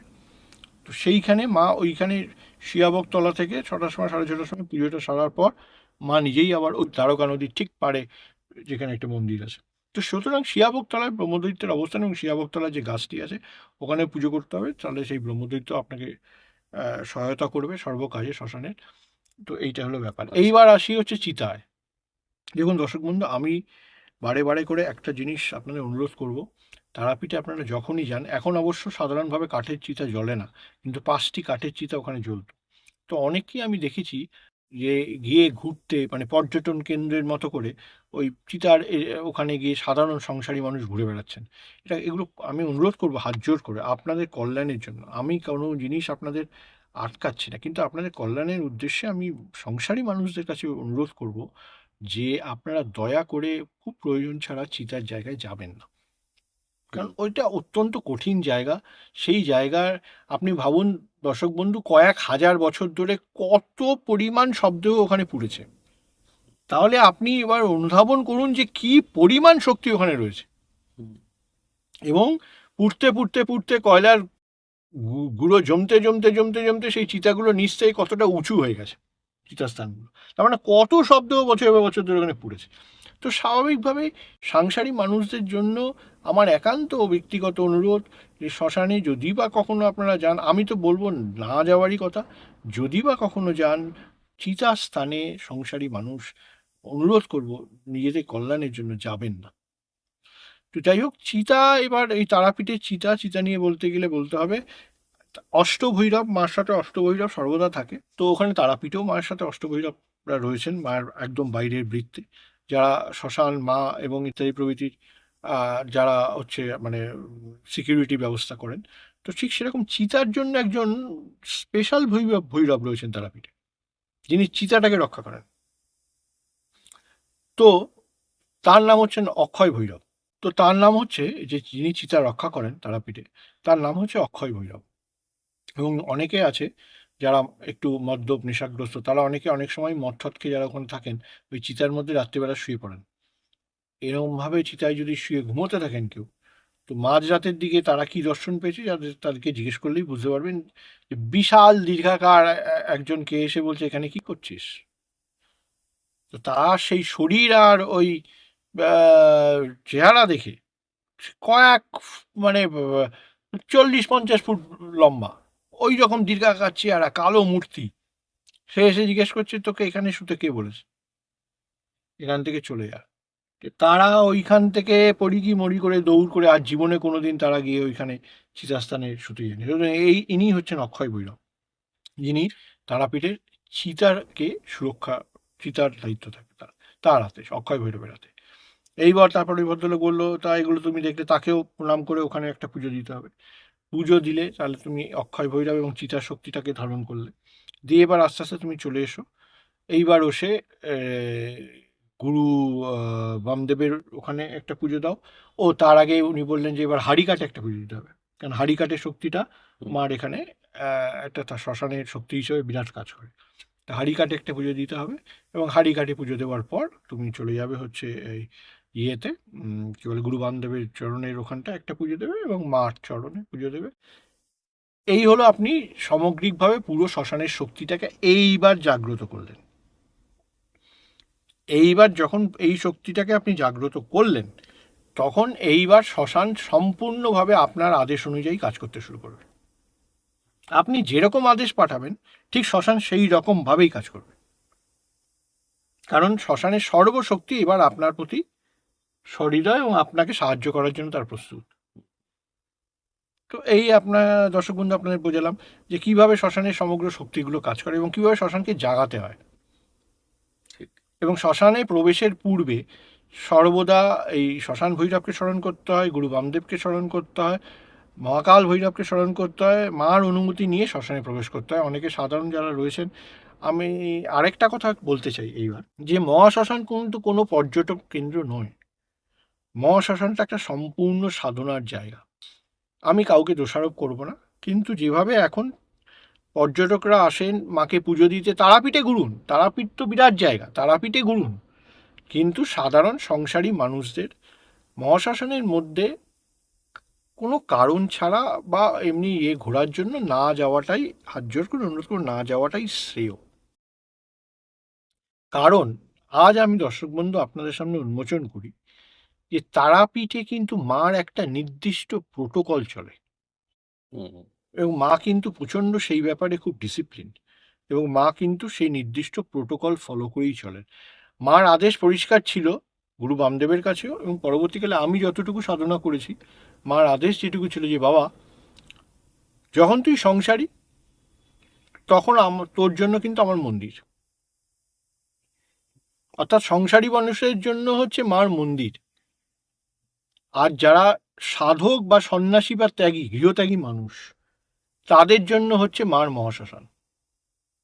মা এই নির্দিষ্ট জায়গা কিন্তু মানুষের জন্য আগে থেকেই পার্থক্য করে রেখেছেন, আলাদা করেই রেখেছেন। কিন্তু সমস্যা হচ্ছে সংসারী মানুষ আজ আপনারা গিয়ে না জেনে হোক, জ্ঞানার্থে হোক, ভালোবাসায় হোক, দেখুন আধ্যাত্মিক বিষয় না, আমি আপনাদের একটাই কথা বলতে চাই দর্শক বন্ধু সকলকে শ্রদ্ধা রেখে, আধ্যাত্মিক বিষয়ে ভালোবাসা অবশ্যই থাকবে, কিন্তু ভালোবাসতে যাওয়ার আগে একটু জেনে বুঝে তার পরিপূর্ণ জ্ঞান আহরণ করে ভালোবাসুন। কারণ কোনো ভুল যদি আপনি ভালোবেসেও আধ্যাত্মিক জগতে করেন, ভালোবেসেই করলেন আপনি ভুলটা, কিন্তু করলেন ভুল, শাস্তি কিন্তু আপনাকে পেতেই হবে, তার কিন্তু কোনো ক্ষমা নেই, আধ্যাত্মিক জগতে কোনো ক্ষমা নেই। আপনি ভুল করেছেন, সেখানে জ্ঞানত করেছেন, না জ্ঞানত করেছেন, ভালোবেসে অত্যন্ত খুশি হয়ে আপনি চিতার উপর উঠে গেছেন, ভালোবেসেই উঠেছেন, কোথাও অভালোবাসা নেই, অশ্রদ্ধা নেই। অশ্রদ্ধা নেই। বিপর্যয় কিন্তু আপনাকে সহ্য করতে হবে, আপনার পরিবারেও বিপর্যয় আসবে, আপনার নিজের শরীরের উপর বিপর্যয় আসবে। তো এই সেখানে ওই জন্যই ভালোবেসে কোনো জিনিসকে গ্রহণ করতে গেলে আগে জিনিসের সম্বন্ধে, বিষয়টা সম্বন্ধে জানুন। যেমন আমি আপনার দর্শক বন্ধু খুব সহজভাবে বিষয়টা বলি, একটা জায়গায় আগুন জ্বলছে, আপনি অত্যন্ত ভালোবেসে হাতটাকে আগুনের মধ্যে দিয়ে দিলেন, বললে আমি তো ভালোবেসে দিয়েছি, আপনার হবে মধ্যে কোনো অশ্রদ্ধা নেই, আপনি ভালোবেসেই অগ্নিদেবের মধ্যে হাতটা দিয়েছেন, আপনার কি হবে বলুন? ঠিক এখানে বিষয়টা তাই, এখানে বিষয়টা একদম তাই, এর বাইরে কিচ্ছু নেই। কারণ আপনি যদি ভালোবেসে না জেনে যদিও আধ্যাত্মিক জগতে এসে ভুল করেন, আপনাকে শাস্তি পেতেই হবে, এর কিন্তু কোনো ক্ষমা নেই। তো সেই রকমভাবেই তো ও সংসারী মানুষদের জন্য মার মন্দির, এবং যারা ত্যাগী সাধক অথবা সন্ন্যাসী মানুষ তাদের জন্য হচ্ছে মার মহাশ্মশান। এইটা ছিল হচ্ছে মার প্রতিস্থাপিত, মার নিজের, আমার নিজের অনুভব ব্যক্তিগত, এইটা হচ্ছে মার প্রতিস্থাপনের রুল। এই প্রোটোকল বা রুলেই মা চলে, এবং মা পছন্দও করে যে এই ধরনের মানুষ, রুলেই মানুষ চলুক। তো এই বিষয়টা হলো। এইবার যাই হোক, এই এত কিছু করে শ্মশান জাগানোর নিয়ম, শ্মশান ইয়ে, সে তারই মাধ্যমে মার ইয়েতেই আমি শিখলাম, বুঝতেই পারলাম মা শেখাচ্ছে। এইবার আমার একটা খুব আগ্রহ জাগা, মাকে এবার চোখ বন্ধ করে ধ্যানস্থ হলাম একদিন রাত্রিবেলা এই বামদেব বাবার সমাধির ওখানে। তো মাকে জিজ্ঞেস করলাম যে মা, আমাকে বলতো, আমার দৃঢ় বিশ্বাস পঞ্চমুণ্ডির আসনটা এখনো তারাপীঠ মহাশ্মশানেই আছে, কিন্তু সেটা কোথায় আছে? তখন যাই হোক আমি ধ্যানের মধ্যে মাকে জানালাম। তো মা শুনলো, জানলো, হ্যান ত্যান। পরের দিন দেখি ওই ওই ভদ্রলোক এসছেন, ওই যে ভদ্রলোক তোমাকে গাইড করছিলেন। গাইড করছিলেন, এবং কারণ উনি বামদেবের বাবার ওখানে খাবারটা নিবেদন করতেন, ওই বাবার আশ্রম থেকে যে খাবারটা আসতো, উনি শুদ্ধ বস্ত্র বস্ত্র পরে খালি গায়ে স্নান টান করে ওই এটা, তো উনি আমাকে গাইডও করছিলেন। তা উনি হঠাৎ করে এসে বললেন, এই শোনো, ওর কথা আছে। আমি বললাম, হ্যাঁ বলুন, কি বিষয়, কি কথা আছে? বললো, এইদিকে দেখো, এইদিকে এসো, এই দেখেছো এই গাছটা, দেখেছো এই গাছটা? তাকিয়ে দেখলাম, কি গাছ? এই দেখো, এই বেল গাছটা দেখো, দেখেছো বেল গাছটা? হ্যাঁ। বেল গাছটা একটা সমাধির ওপর, সমাধির ওপরে একটা শিবলিঙ্গ আছে ছোট, এবং তার পাশেই সরু একটা বেল গাছ বেশ বড়, এবং সেটা বামদেব বাবার সমাধি থেকে একদমই কাছে, মানুষের চোখের সামনে, কেউ দেখতে পায় না, মানুষ এটা গুরুত্বই দেন, এবং ভাবে ওটাকে রেখে দেওয়া আছে। তো আমাকে বললো, তুমি এই বেল গাছটায় গোড়ায় বসবে, বুঝলে, বেলগাছটার গোড়ায় আসন পেতে এই উত্তর দিকে মুখ করে বসে পড়বে। আমি বললাম, বেলগাছটার গোড়ায় আসন পেতে? বলে, হ্যাঁ হ্যাঁ, ওখানটায় করো, আর রোজ এই বেলগাছটায় পুজো করো, রোজ এই বেলগাছটায় পুজো করো, জল দেবে, ফুল দেবে, যা যা আছে ধূপ দিয়ে বেলগাছকে স্মরণ করো, বেলগাছকে পুজো করো, আর ওখানেই আসন নিয়ে বসবে, এখন থেকে ওখানেই বসো, ওখানেই ইয়ে ঠিক করো। আমি বুঝে গেলাম, আমি আর ওনাকে কিছু ভাঙলাম না, আমি বুঝে গেলাম যে উনি আমাকে কোথায় বসালেন। মা উত্তর দিয়ে দিল। মা উত্তর দিয়ে দিলেন উনি আমাকে কোথায় বসালেন। দর্শক বন্ধু, আপনারাও বুঝতে পেরেছেন নিশ্চয়ই। এবং তার পরবর্তী সময় অধিকাংশ সময় আমি ওখানেই বসতাম, এবং ওখানে বসেই আমি সাধনা করে যেতাম।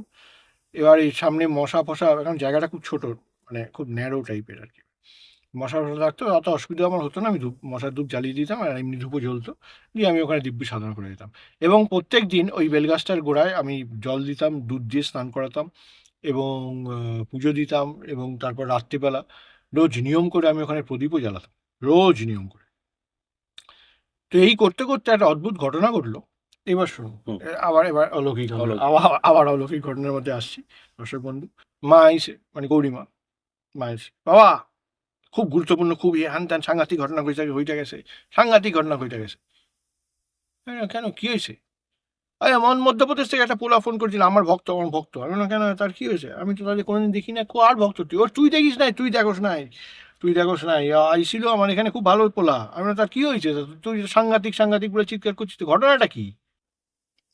আরে ওর বাবা ভয়ঙ্কর রকমের হয়ে গেছে, ওর বাবা নাকি হাসপাতালে আইসিইউতে ভর্তি।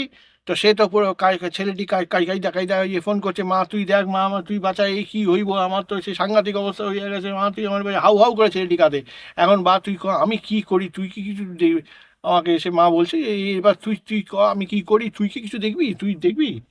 আমি না কি দেখবো, আমি তো ছেলেটির নাম জানি না, ধাম জানি না, অমুক জানি না, তুই বলছিস মধ্যপ্রদেশে থাকে, তোকে নামটা জিজ্ঞেস করিস, তুই নামটাও বলতে পারিস না। বলে, না দাঁড়া দাঁড়া, আমি তোর সঙ্গে কথা কয়ে দিই, সে নামটা বলবে। আমার তো মনে থাকে না, বুঝিস, আমি তো বুঝি না অত সব, আর মনেও থাকে না অত।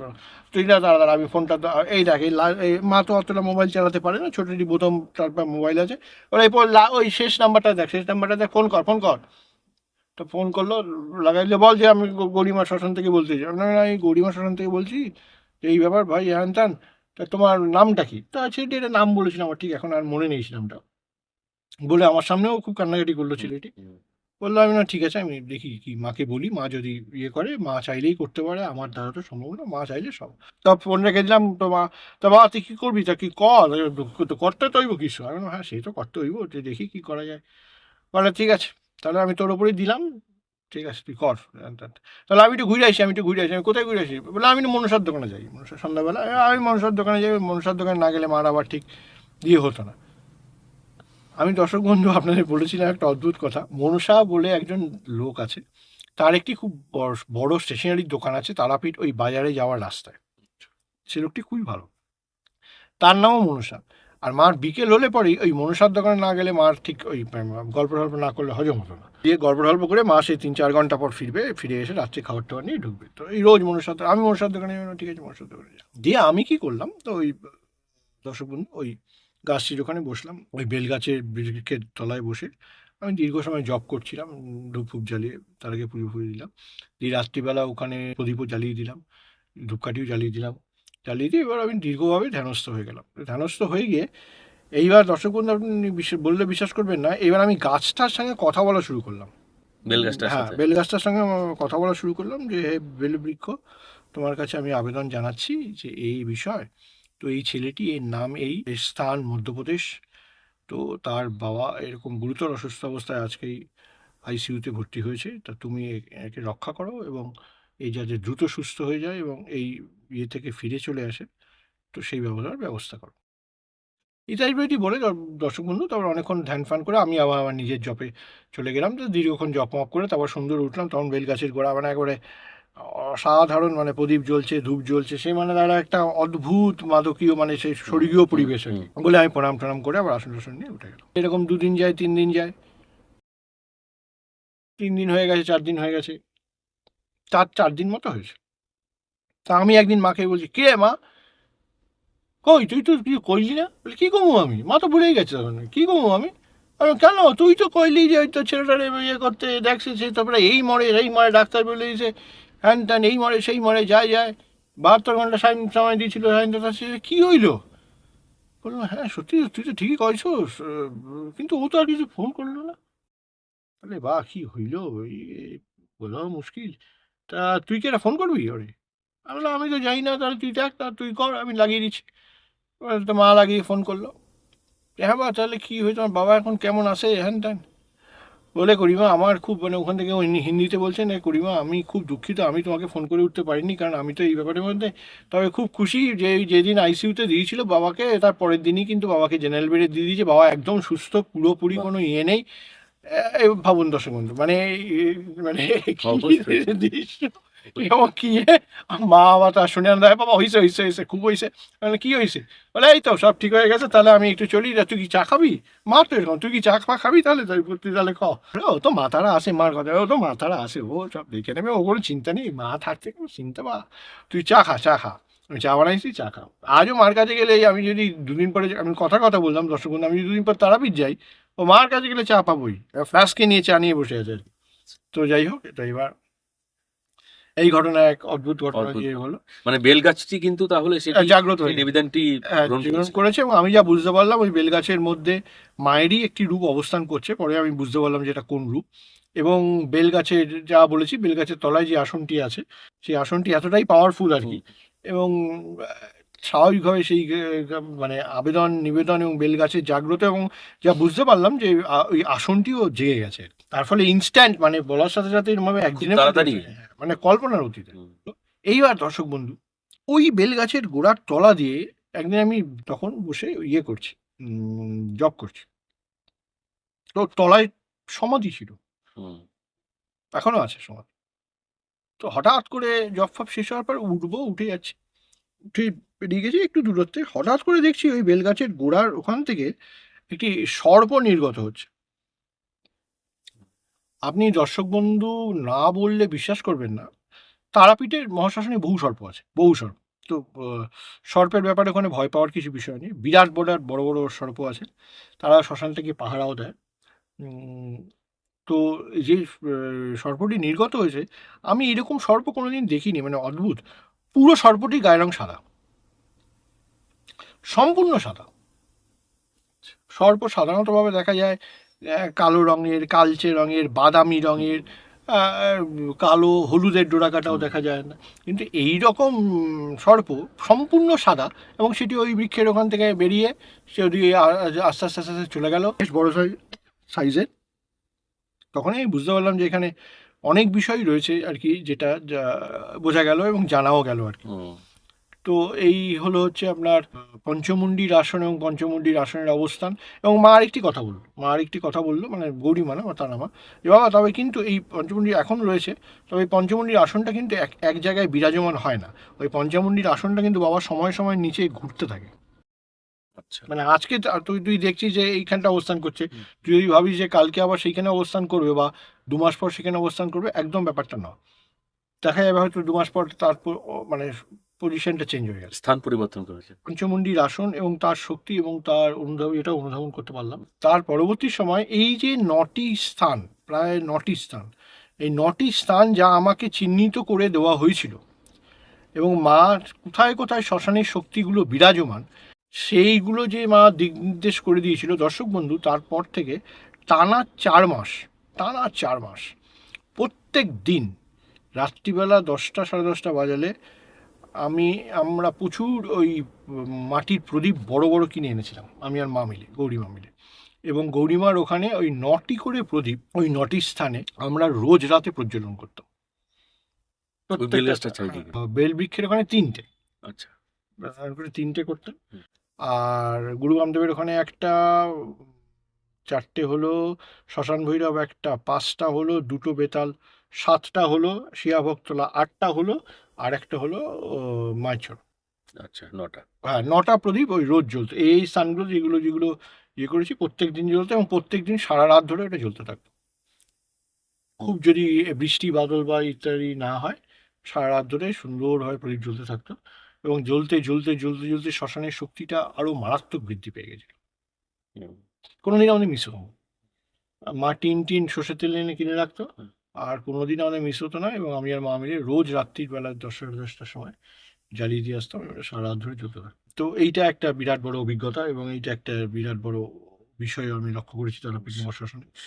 তো এই তারাপীঠ মহাশ্মশানের নানা বিষয় এইরকমভাবে ঘটে। তো কোথায় কোথায় গুপ্ত শক্তিগুলো রয়েছে, হুম। অনেকটা দর্শক বন্ধু আপনাদের আন্দাজ দিতে পারে। তাই তুমি যে এটা বললে, মানে তারাপীঠ তো পর্যটন ক্ষেত্র এবং সাধনার ক্ষেত্র, এটা কিন্তু সত্যি আমরা কখনো আলাদা করে ভেবে দেখিনিও। এই বললাম এই চল তারাপীঠ ঘুরে আসি, কিন্তু তারাপীঠ ঘুরে আসা আর তারাপীঠে সাধনা করতে যাওয়া, এটা যে আলাদা দুটো দৃষ্টিভঙ্গি, তোমার আজকের আলোচনায় কিন্তু এটা একদম পরিষ্কার হয়ে গেল। এবং যারা যারা এই ভিডিওর মাধ্যমে এটা জানতে পারলেন, তারা অবশ্যই জিনিসটিকে অবশ্যই বোঝার চেষ্টা করবেন, উপলব্ধি করার চেষ্টা করবেন, এবং যদি পারেন এই ভিডিওটা শেয়ার করে যারা এই বিষয়ে জানতে আগ্রহী বা তারা যাচ্ছেন বা ভবিষ্যতে যাবেন তাদের কাছে শেয়ার করতে পারেন। এটা আমাদের সত্যি প্রয়োজন যে আমরা পর্যটন স্থল আর আধ্যাত্মিক স্থল এই দুটো কিন্তু সত্যি এক নয়, এবং আমরা এটা গুলিয়ে ফেলি। গুলিয়ে ফেলি। দুর্ভাগ্যজনক হচ্ছে আমরা এটা গুলিয়ে ফেলি, আর গুলিয়ে ফেলার জন্য কিন্তু মানুষের সমস্যা তৈরি হয়। এবং সেটা অনেকভাবে দূষিতও হয়। দূষিত প্রথমত তো দূষিত হয়, দ্বিতীয়ভাবে দেখুন মার কাছে লোকে তো একটা ভালোবাসা নিয়ে যায়, কিন্তু এই অজ্ঞানার্থে পর্যটন স্থল ভেবে যে এবং শ্মশানের মধ্যে ঘুরে বেড়ানোর কোনো কারণ ছিল যাই ঘুরে আসি চলে রাত। আবার দেখুন অল্প বয়সে দেখি মানে সাংসারিক মেয়েরা, তারা হয়তো একটি গ্রুপ নিয়ে গেছে, স্বামী তার বন্ধু বান্ধব নিয়ে রাত্রি 11টার সময় শ্মশানের মধ্যে একটি মেয়ে তার স্বামী টামি নিয়ে এবারে ঘুরে বেড়াচ্ছে। আচ্ছা আপনি আমাকে বলুন দর্শক বন্ধু, তার প্রয়োজনটা কোথায়? না দেখবো কেমন লাগে এরকম। দেখুন আপনি যেটা দেখতে চাইছেন, আপনি যদি একটা আজকে সুন্দরবনের মধ্যে একটা বাঘ ঘুরে বেড়াচ্ছে, আপনি কি তার সামনে বললেন আমি একটু দেখবো তোমাকে, মানে কেমন লাগছে তোমাকে দেখতে, তার পরিণামটা কি হতে পারে সেটা তো আপনাকে বুঝতে হবে। তো হয়তো সেই ক্ষেত্রে তার পরিণামটা সঙ্গে সঙ্গে বোঝা যাচ্ছে না, কিন্তু পরবর্তীকালে তারা যখন বাড়ি ফিরে যাচ্ছেন তখন কিন্তু ধীরে ধীরে তারা নানান ধরনের সমস্যার মধ্যে আস্তে আস্তে জর্জরিত হয়ে যাচ্ছেন। তার ফলে কি হচ্ছে, মার সম্বন্ধেও তাদের একটা বিতৃষ্ণা জন্ম হচ্ছে, তারাপীঠ সম্বন্ধে একটা বিতৃষ্ণা জন্ম হচ্ছে, কিন্তু আদপেও কিন্তু ঘটনাটা আমরা অনেকে ধর্মে বিশ্বাস করি, ধর্মে বিশ্বাস করি না। এক্ষেত্রে অনেকে এই শক্তি সাধনার এই ব্যাপারটাকে ভুল বোঝানোর চেষ্টা করেন যে এই তো দেখো এরকম একটা জায়গা, এখানে এই সমস্ত হয়। এটা তো সেই অজ্ঞানতারই একটা পরিণাম। এটা অজ্ঞানতা বলছে, এবং এর ফলবশত যেটা হয়েছে আমি আপনাকে বলি দর্শক বন্ধু, আপনাকে বলি চন্দনবাবু, যে এর ফলে বহু বড় বড় সাধক কিন্তু একসময় তারাপীঠে আসতো। আজও তাদের আসার জন্য, কেন মাঠ স্থান তো, এবং তারা জানেন যে জায়গাটা কতটা মানে জাগ্রত, এবং কত বড় বড় মহাত্মা পুণ্যাত্মা দেবাত্মারা এখানে এই মাটিতে সাধনা করে গেছে সেটা তারা খুব ভালো জানেন। সুতরাং ওই মাটিটার পিওরিটিটা কোন জায়গাটায়, এটা কিন্তু তারা খুব ভালো অনুধাবন করতে পারে। সুতরাং তাদের আসার জন্য মার কাছে কিন্তু অত্যন্ত মন কাঁদে। কিন্তু দুর্ভাগ্য এমন একটা তা এই করে সব নানান রকমভাবে মহাশ্মশানের পরিবেশটা একটু অন্যরকম হয়ে গেছে। এবং এখানে এখানে আমার একটা জিনিস মনে হলো, অবশ্যই যারা নর্মদা পরিক্রমায় যান একেবারে শুদ্ধ মানসিকতা নিয়ে যান। যখন আমরা দক্ষিণেশ্বর মন্দিরে যাই তখন যে চিত্ত নিয়ে যাই, যখন আমরা নর্মদায় যাই যে চিত্ত নিয়ে যাই, সেই চিত্তটি বজায় রেখেই কিন্তু তারাপীঠে যাওয়া উচিত। একদম তাই, একদম তাই।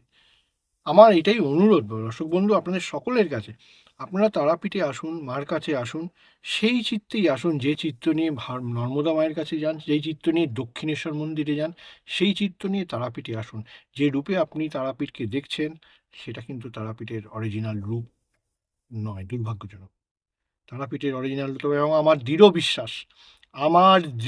বিশ্বাস এবং মায়ের প্রতি আমার দৃঢ় বিশ্বাস, মা পুনরায় তারাপীঠকে কিন্তু আগের জায়গায় ফেরাবেই। দর্শক বন্ধু আপনার কাছে আমি হাত জোড় করে বলতে চাই, চন্দনবাবুর কাছে বলতে চাই যে মা আমার দৃঢ় বিশ্বাস, তারাপীঠ কিন্তু তার পুনরায় আগের জায়গায় ফিরবেই। তো তাহলে দর্শক বন্ধু এবার কিছু আবার অলৌকিক ঘটনার মধ্যে ফেরা যাক। তো তারাপীঠে যখন আমি মার কাছে থাকতাম, তো আমি যে জায়গাটা শুতাম মার বারান্দাটায়, তো মার বারান্দাটায় মা একটা হোল্ডোল দিয়েছিল, সেই হোল্ডোলটা পেতে আমি শুয়ে থাকতাম। সেই জায়গাটা অ্যাকচুয়ালি খোলা জায়গা, মানে কোনো আপনি আপনি যদি শ্মশানের মধ্যে আসেন এবং আপনি যদি মায়ের ওই পাশের ওই ঘরের পাশ দিয়ে বা ওই পাশ দিয়ে যান, তো মায়ের সামনে যে বারান্দাটা আছে সেটা ওপেন, এবং তার ঠিক ওইখানে একটা ছোট নামার জায়গার মতো রয়েছে, দিয়ে আপনি নিচে নেমে যাবেন।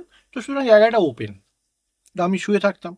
ভাবুন মা কিরকম সুন্দর আমার জন্য মানে চিন্তা করে ব্যবস্থা করে রেখেছিলেন, যে ওই ফাঁকটুকুর মধ্যে প্রায় 7 থেকে 8 জন কুকুর বা ভৈরব আমরা বলি প্রণাম করে, সেই ভৈরব কিন্তু ওই 7 থেকে 8 জন ভৈরব ওই মধ্যে শুয়ে থাকতো।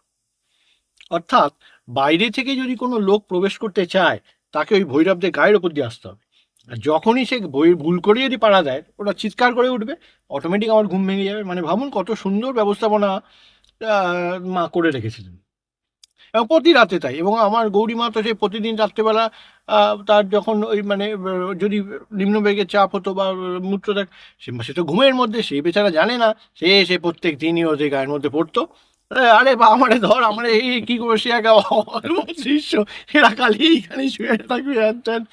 তো যাই হোক, তো যে এক মজার জিনিস, আমি আমার মাকে ধরে ধরে রাত্রেবেলা নিয়ে যেতাম, তো মা তারপর ইয়ে করার পর আমার এসে ঢুকে দিতাম, তো ওরা ওই ঠিক পায়ের ওখানটায় শুয়ে থাকতো।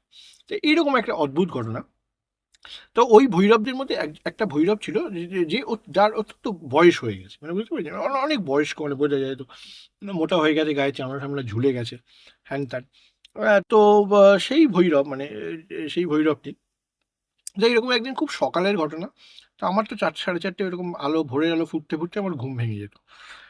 তো দ্বারকা নদীতে একটু জলও বেশি হয়েছে, কারণ ওই আপনার ড্যাম থেকে বা খাল থেকে ইয়েটা, সুইচ গেটটা খুলে দেওয়া হয়েছে ময়ূরাক্ষীর ইয়ে থেকে। তো দ্বারকা নদীটা কিছুটা জলস্ফীতিও ঘটেছে এবং জল কিছুটা ভেসে চলেও আসছে। তো সেই সময়, ওরকম একটি সময়, তো আমি শুয়ে রয়েছি, আমার ঘুমটাও আবছা আবছা করে ভাঙছে আর কি। আমি উঠবো, এবার প্রস্তুতি নিচ্ছি। এমন একটি সময়, তো এই ভৈরবটি বেশ কয়েকদিন ধরে একটু অসুস্থও ছিল, বয়সও হয়েছে, অনেকটা অসুস্থও ছিল, আমি বুঝতে পারতাম। তো যেহেতু আমাদের কাছেই থাকতো, খেতো টেতো, মা, আমরাও বিস্কুট দিতাম, মাও বিস্কুট দিত, আমরা ভৈরব ভোজন আমরা বরাবর করেছি। এবং এই ভৈরব ভোজন করলে মা, বাবা মহাকালের বড় কৃপা পাওয়া যায়। ওখানে ভৈরবদের কখনো আমরা আলাদা করে দেখতাম না, আমরা মনে করতাম, আর গুরু বামদেবেরও সেটাই ছিল, তার কাছে ভৈরবই সব থেকে বড় বাহন ছিল।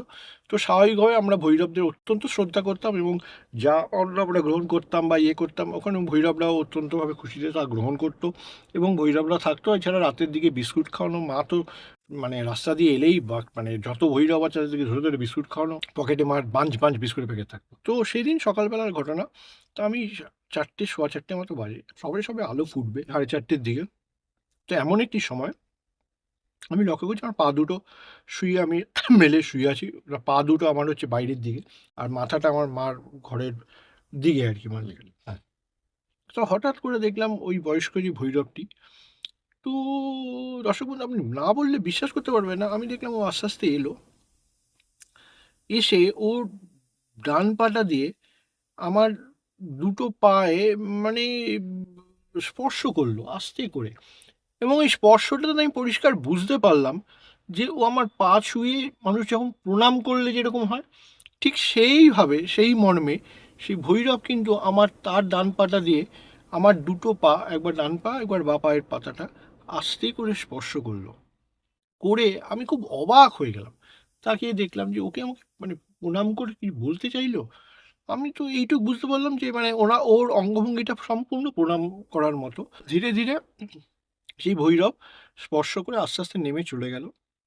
এবং সেই দিন দুপুরবেলা আমি আস্তে আস্তে হাঁটতে হাঁটতে, দর্শক বন্ধু, আমি গেছি হচ্ছে দ্বারকা নদীর পাড়ে, দিয়ে এবার ওখানে দাঁড়াবো, এবং আমি আপনাকে আগেই বললাম যে দ্বারকা নদীতে একটু জলস্ফীতি ঘটেছে, অনেকটা জল শ্মশানের মধ্যে অব্দিও সাইড ঘেঁষে, দাঁড় ঘেঁষে, পাড় ঘেঁষে চলে এসছে।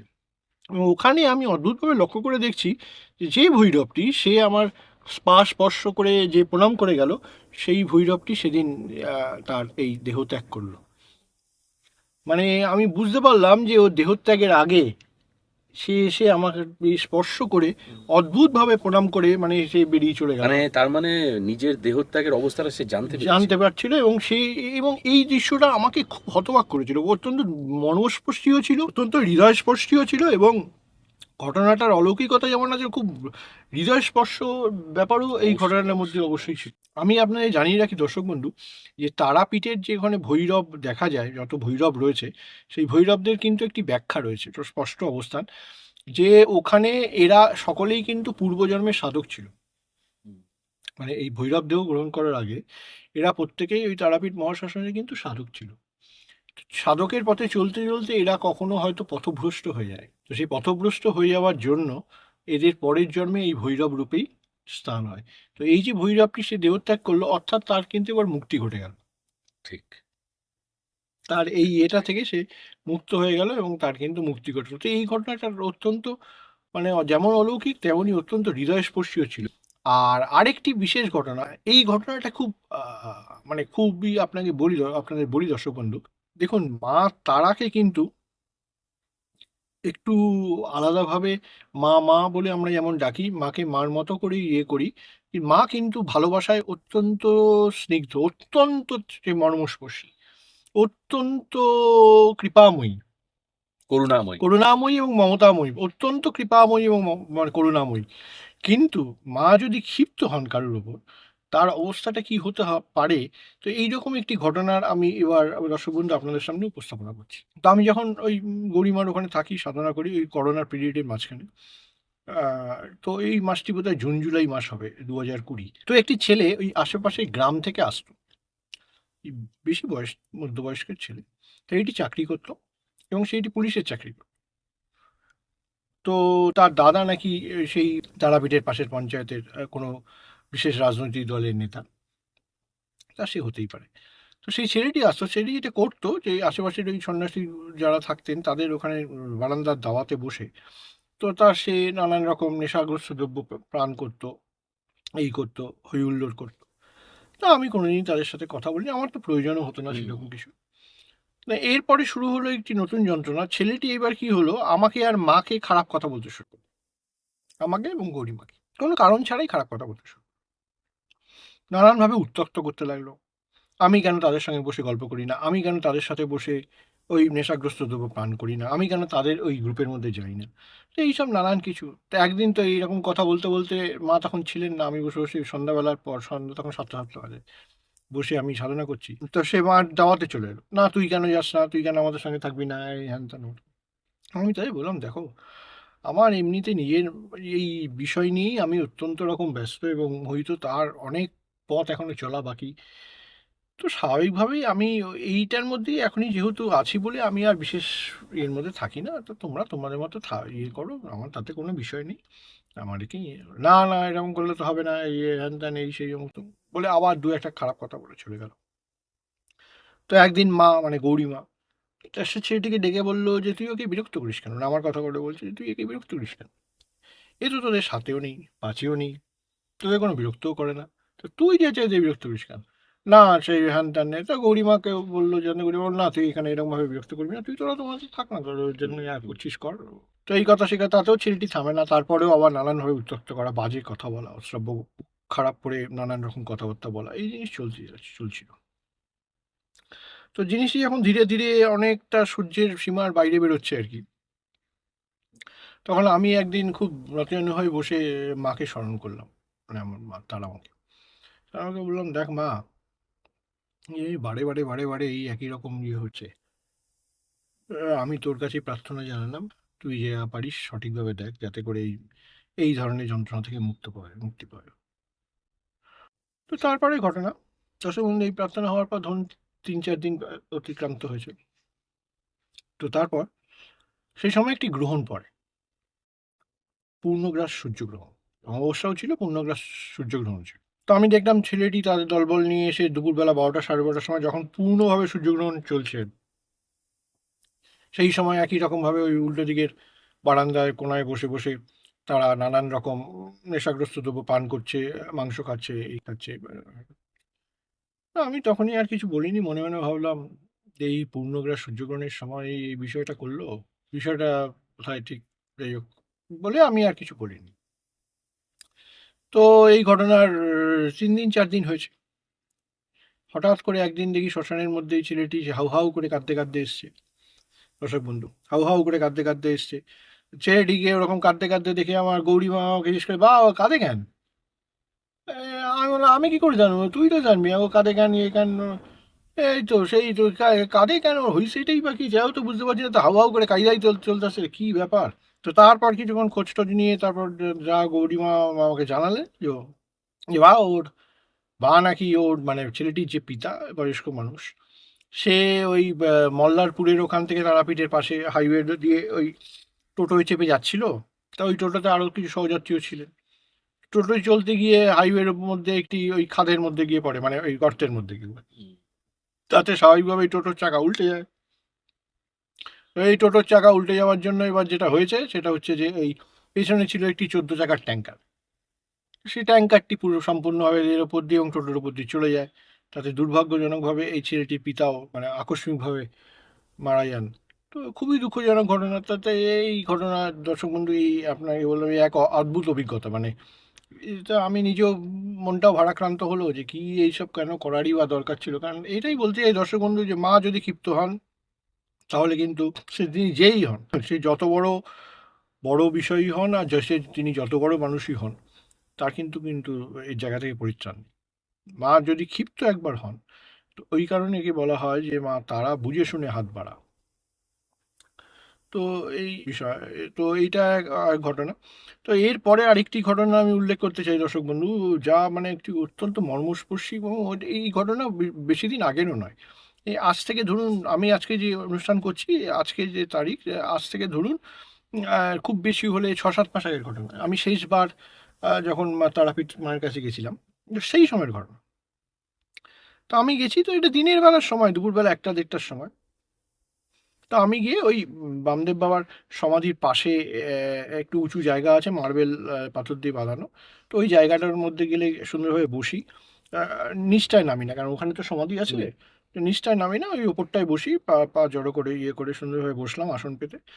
বসি, দিয়ে বসে আমার যদি কখনো একটু ধূমপানের প্রয়োজন হয় বা একটু জল খাওয়ার প্রয়োজন হয়, ওখান দিয়ে বসে বসি আর ওই আপুর মনে করে মানে একটু ধ্যানস্থ হয়ে থাকি। তো ওরম হয় বসে রয়েছি, দুপুর 1:30 বাজে। এমনিতে শ্মশানে লোকজন আসে দিনের বেলা, তো হঠাৎ করে সেই সময়টাই এই বামদেব বাবার সমাধির পেছন দিকটায় কিন্তু খুব একটা লোকজন নেই। তো একটি 9 বছরের মেয়ে, সে হাঁটতে হাঁটতে আমার কাছে এলো। এবার শুনুন দর্শক বন্ধু, সে কি জিজ্ঞেস করছে শুনুন। তা তুমি কবে এলে? আমি তো হতবাক ওই মেয়েটির দিকে তাকিয়ে বলছি, তুমি আমাকে চেনো? আমি মেয়েটিকে বলছি, তুমি আমাকে চেনো? ছোট্ট 9 বছরের মেয়ে বলে, হ্যাঁ আমি তো তোমাকে চিনি, কেন তুমি আমাকে চেনো না? মেয়েটি বলছি, কেন তুমি আমাকে চেনো না? আমি বলছি, না আমি তো কোনোদিন তোমাকে এখানে দেখিনি আগে। আমি তো বলে, হ্যাঁ তুমি তো ইদানিং কালে আসো না, তুমি তো আগে প্রচুর আসতে, থাকতেও। আমি দর্শক বন্ধু হাঁ করে মেয়েটির দিকে তাকিয়েছি।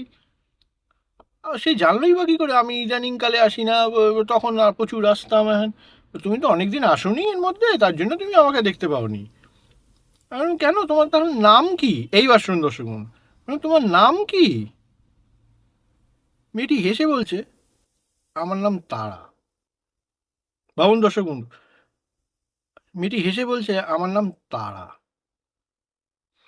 আমি মানে স্তম্ভিত হয়ে মেয়েটির মুখের দিকে তাকাচ্ছি, অদ্ভুতভাবে তাকিয়ে রয়েছি, আর সে হাসছে। তা আমি বললাম যে তুমি তাহলে কতদিন আসবে এরকম বা কি? বলে, যতদিন তুমি আসবে ততদিন ঠিক আমি আসবো। তারপর আমাকে জিজ্ঞেস করছি, তা তুমি কদিন আছো এইবার? তা আমি বলছি যে আমি তো এবার 2 দিন আছি। যে তো বলে, ঠিক আছে তুমি তাহলে বসো, আমি তাহলে যাই, আমি আবার কালকে আসবো, তুমি তো আছো 2 দিন। বলে মেয়েটি সে চলে গেল। তাহলে এবার ভাবুন দর্শক বন্ধু, আপনি মানে কি বলবেন দিনের বেলা দুপুর 1:30টার সময়, আপনি ভাবুন চন্দ্রবাবু কি বলবেন? মানে অনেকে পরে বুঝতে পারেন, তুমি তো সেই মুহূর্তে বুঝতে আমি পারছো। তো সামনে তাকে পরিষ্কার বলছে আমার নাম তারা, এবং আমি পরিষ্কার বুঝতে পারছি কে দাঁড়িয়ে রয়েছে আমার সামনে এবং হুম। কি রূপে দাঁড়িয়ে রয়েছে। এবং হতবাক হয়ে মেয়েটির দিকে আমি তাকিয়ে আছে, 9 বছরের ফুটফুটে মেয়ে। আচ্ছা, গায়ের রংটা কি ছিল, ফর্সা না না, কৃষ্ণবর্ণ? কৃষ্ণবর্ণ। আচ্ছা আচ্ছা। গায়ের রং ছিল কৃষ্ণবর্ণ, আচ্ছা, চুলটি ছিল ছাড়া। এরকম ছাড়া, হুম। অল্প সুন্দর একটা ফ্রক পরে আছে, আচ্ছা আচ্ছা আচ্ছা। সুন্দর একটা ফ্রক পরে আছে। এবং 9 বছরের একটি মেয়ে খালি পায়ে তীর তীর করে সে নাচছে, আনন্দে ইয়ে করছে। এবং সে বলছে যে আমি এই এই কথাগুলো সে আমাকে বললো, বললো আমি এবার আসি, আমি আবার কালকে তোমার সঙ্গে দেখা। তুমি তো মানে একেবারে সাক্ষাৎ মায়ের দর্শন পেয়েছো। এ তো উম, মহা সৌভাগ্য, সৌভাগ্য। পরের দিন সে আসেনি? হ্যাঁ না, এসছিল। এসছিল? আচ্ছা, আচ্ছা। পরের দিন আবার এসছে, যেদিন আমি চলে যাব পরের দিন বিকেলে, সন্ধ্যা সন্ধ্যা। হুম। তো দেখি বিকেলবেলা ঠিক 5টা-5:30টার সময়, মানে অন্ধকার সময় সবে হয়েছে, মেয়েটি এসে উপস্থিত 6:30টার সময়, প্রায় তখন সন্ধ্যা 6:30। তা আমি বললাম, কি গো? আমি মেয়েটিকে বলছি, কি গো তুমি এখনো বাড়ি যাওনি? আমাকে দর্শক বন্ধু বলছে, কি করে যাব, তুমি তো এখনো বসে রয়েছো এখানে। আমি আবার হতবাক হয়ে তাকিয়ে রইলাম। তা তো সেই মেয়েটি আমাকে জিজ্ঞেস করছে, তা তোমার ট্রেন কখন? ট্রেন তো আমার কালকে খুব সকালে। বলে, যাক আবার তাহলে কিন্তু তুমি এসো, আমি তাহলে এখন যাব। বলে আমার হাসতে হাসতে বলছে যে, আচ্ছা তোমার কাছে কি 10 টাকা আছে, 10 টাকা? না, হ্যাঁ আমার কাছে 10 টাকা আছে। তাহলে তুমি আমাকে 10 টাকা দেবে? না, হ্যাঁ দেবো দেবো দেবো। বলে আমি 10টা টাকা বার করে আবার তাকে দিলাম। তাহলে আমি আসি। আজকে আবার পরের বার যখন তুমি আসবে তখন কিন্তু আমি ঠিক আসবো। গায়ে কাটা দেওয়া একদম। মানে স্তম্ভিত, আমি বলছি তো আপনি স্তম্ভিত, প্রথম দিন বলে বেরিয়ে গেছে হুম, হুম। যে আমি আবার যদি কালকে তুমি আসো তাহলে আমি আসবো। তো আমি জানি যে মা দেখা দিয়ে বেরিয়ে গেছি, কালকে কি আর সেই ঠিক সন্ধ্যাবেলা 6:30টার সময় এসে উপস্থিত। এবং যখন অদ্ভুত আমি দৃশ্যপটটা লক্ষ্য করুন চন্দ্রবাবু, যখনই মেয়েটি আসছে এমনি সময় কিন্তু সবসময় লোকজন আছে, মানে খুব ভিড় নয়, ধরুন কিছু লোকজন আছে, কিন্তু যখন মেয়েটি আসছে আমার কাছে ঠিক সেই টাইমে ওই স্থানটা, মানে ধরুন ওই 200-500 মিটার রেডিয়াসের মধ্যে ওই স্থানটা ফাঁকা। সরিয়ে দিচ্ছেন উনি সবাইকে। ঠিক যখন আসছেন ঠিক ওই ওই স্থানটা ফাঁকা, 200-250 মিটার রেডিয়াস, এবং মেয়েটি আমার সাথে কথা বলছে, একদম পাশে এসে পাশে বসে একদম কথা বলছে, মানে অ্যাজ ইফ যেন আমাকে কতদিন ধরে চেনে আর কি। এবং এই যে কথাটা তোমাকে উনি বলবেন যে তুমি তো এখনো আছো, হ্যাঁ, কি করে যাব, এই কথার মধ্যে কি যে ভালোবাসা মানে এবং কি যে স্নেহ, কি যে মমতা, এ তো মানে আমি তুমি বলছো, তুমি শুনেছো, কিন্তু আমরা অনুভব করছি। মানে আমি মানে অবাক, আমি বলছি যে মার এত মানে লীলা, মানে এত মানে এই যে মা, মানে আমি যখন আসি মা আসি, এবং এবার সাক্ষাৎ মানে একদম মানে পুরো মানে নবচে। এবং রসবন্ধু আমি বলি যে এই মাতৃশক্তিটা সবসময় এই 9 বছরের নারী রূপে বা 9 বছরের ছোট্ট মেয়ে রূপে দেখা দিতে খুব ভালোবাসে, খুব ভালোবাসে তারা। এই রূপটা যে মায়ের কি পছন্দের রূপ, মানে কারণ যাকে যার সাথেই মানে সান্নিধ্যে আসে মা যখন শরীর রূপ হিসাবে মানে এরমভাবে দেয়, সে 9 বছরের মেয়ে হিসেবে আসবে। 9 বছর আগেও শোনা গেছে বিভিন্ন হ্যাঁ, ঘটনায়। 9 বছরের মেয়ে হিসেবে আসছে, ফ্রক পরা, তিরিং তিরিং করে লাফাচ্ছে, আনন্দে খুব খুশি, এবং সে এসে বলছে আমি কি করে যাব, তুমি তো এখনো যাওনি, এখানে বসে রয়েছো। অবাক, মানে এই ঘটনা আমি বলছি মানে। এবং দেখুন অত সব লোকের মধ্যে ঘটনা ঘটে যাচ্ছে, কেউ কিন্তু বুঝতেও পারছে না যে মানে পাশে কি ঘটছে। হ্যাঁ, হ্যাঁ, হ্যাঁ, মানে তাদের প্রতিক্রিয়াটা উল্লেখযোগ্য কিছু মনে হচ্ছে উল্লেখযোগ্য না। কিছু মনে হচ্ছে না, তাদের ঘটনাটা উল্লেখযোগ্য কিছু মনে তাদের হচ্ছে কাছে না। কিছু তাৎপর্য নেই। মানে এই ঘটনা মানে অভূতপূর্ব মানে। এবং এটা আজ থেকে ঠিক 6-7 মাস আগের ঘটনা, আমি শেষবার যখন তারাপীঠ দর্শন করতে গেছিলাম মার কাছে ঠিক সেই সময়ের ঘটনা, তার বেশি দিন আগেরও নয়। আগের যে ঘটনাগুলো বিশ্লেষণ করলাম সেটা তো 2020 সেই সময়ের ঘটনা, কিন্তু তারপরে এই ঘটনা একদমই মানে রিসেন্ট। রিসেন্ট।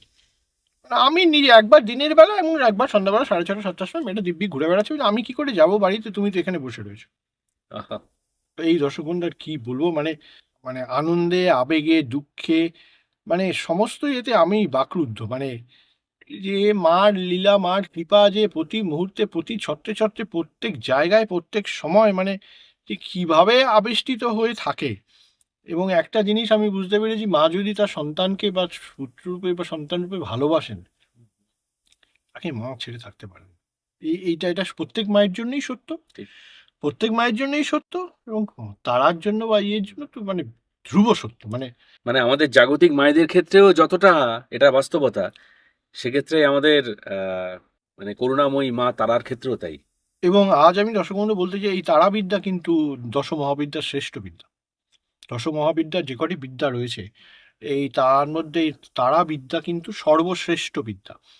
তারা হচ্ছে আলটিমেট সোর্স অফ আপনার নলেজ। তারা is the actually the ultimate source of knowledge, infinite knowledge. কত নলেজ আপনি চান, ইনফাইনাইট উইজডম, কত জ্ঞান আপনি চান, কত নলেজ আপনি চান, যার কোনো সীমা পরিসীমা নেই, সেটা হচ্ছে তারা। অসাধারণ।